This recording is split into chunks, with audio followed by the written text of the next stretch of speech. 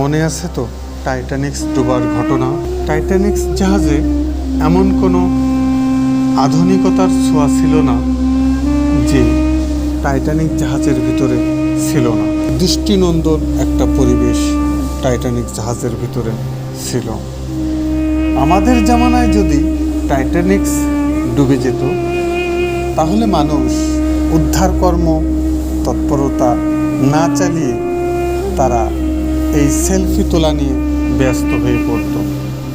এটা আমার 100% বিশ্বাস, মানুষ এই কাজটাই করত।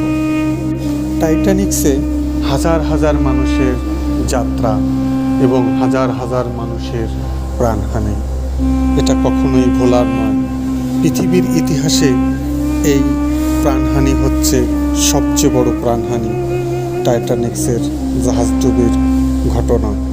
আল্লাহ তাদের সবাইকে